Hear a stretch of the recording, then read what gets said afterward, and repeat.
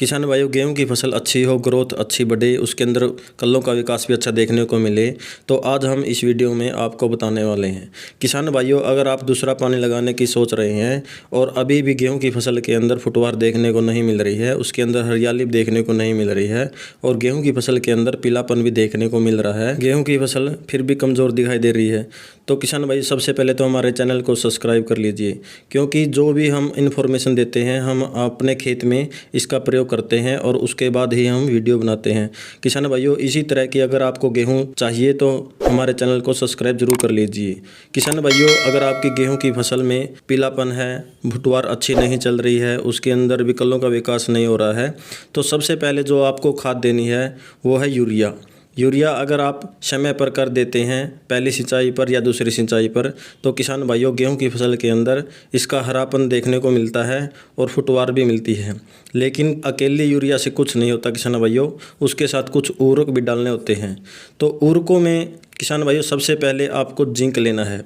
अगर जिंक गेहूं की फसल में यूरिया के साथ प्रयोग कर देते हैं तो गेहूं की फसल के अंदर जिंक का अच्छा रिजल्ट देखने को मिलता है। जिंक प्रकाश संश्लेषण की क्रिया को बढ़ा देता है और जो गेहूं के अंदर पीलापन है उसके अंदर हरापन ला देता है और जड़ों का विकास भी अच्छी प्रकार से होता है। तो किसान भाइयों, सबसे पहले तो आपको जिंक यूरिया के साथ 5 से 7 किलोग्राम मिलाकर उसका छिड़काव कर देना है। साथ ही साथ किसान भाइयों, अगर दूसरे नंबर पर आप सल्फर का प्रयोग करते हैं तो गेहूं की फसल के अंदर ये फंगस रोकने का भी काम करता है, क्योंकि जो सल्फर होता है वो एक फंगीसाइड का काम करता है और जड़ों में लगने वाले जितने भी प्रकार के फंगस होते हैं उनको लगभग ये रोक देता है। आपको किसी अन्य प्रकार की कीटनाशक की जरूरत नहीं पड़ेगी, फंगीसाइड का कोई प्रयोग नहीं करना पड़ेगा। तो किसान भाइयों, आपको दूसरे नंबर पर जो उर्वरक लेना है, सल्फर लेना है। सल्फर की मात्रा की बात की जाए तो किसान भाइयों, सल्फर की भी मात्रा आपको 5 से 7 किलोग्राम रखनी है। और किसान भाइयों, इसका छिड़काव भी आप यूरिया, जिंक और सल्फर के साथ इकट्ठा कर सकते हैं। किसान भाइयों, इसका प्रयोग से आपकी गेहूं की फसल के अंदर हरापन भी देखने को मिलेगा।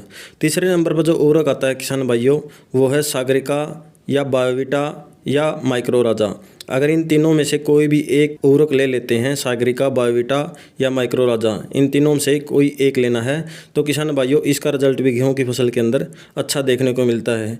क्योंकि जो न्यूट्रंस हम गेहूं की फसल के अंदर नहीं दे सकते, वो लगभग सागरिका, माइक्रो राजा और बायोवीटा का प्रयोग करने से वो सभी तत्व हमें गेहूं की फसल के अंदर देखने को मिलते हैं। तो किसान भाइयों, सागरिका की मात्रा आपको 10 किलोग्राम लेनी है और माइक्रो राजा की भी मात्रा आपको 10 किलोग्राम लेनी है और बायोवीटा की मात्रा किसान भाइयों आपको 5 किलोग्राम ले सकते हैं। सागरिका, माइक्रो राजा, बायोवीटा, इन तीनों में से कोई एक उर्वरक आपको गेहूं की फसल के अंदर करना है। अगर आप चाहते हैं कि गेहूं की फसल के अंदर मैग्नीशियम सल्फेट की भी कमी लग रही है तो मैग्नीशियम सल्फेट की मात्रा आपको 10 किलोग्राम लेकर इन सभी खादों के साथ इसका प्रयोग कर सकते हैं।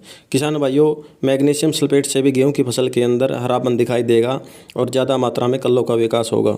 किसान भाइयों, गेहूं की फसल के अंदर पीलापन भी खत्म हो जाएगा, हरियाली भी अच्छी देखने को मिलेगी और कहीं कहीं पर आपकी फसल छोटी या बड़ी है तो वो भी एक समान हो जाएगी।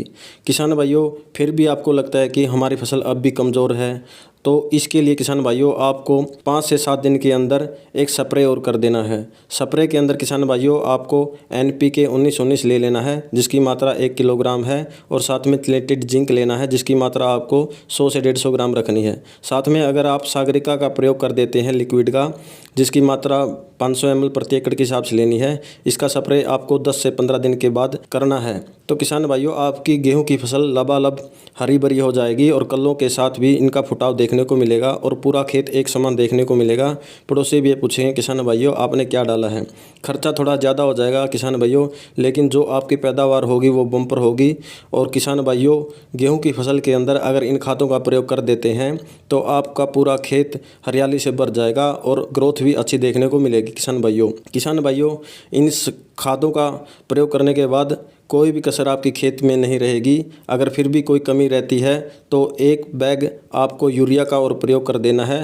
लास्ट बैग 60 दिन के अंदर अंदर इनका प्रयोग करना है। 60 दिन के बाद आपको गेहूं की फसल के अंदर कोई भी उर्वरक का प्रयोग नहीं करना है। जो भी हम इन्फॉर्मेशन वीडियो बनाते हैं किसान भाइयों, पहले हम अपने खेत में इसका प्रयोग करते हैं और उसके बाद ही हम आपको बताते हैं कि इन खादों का प्रयोग करना है।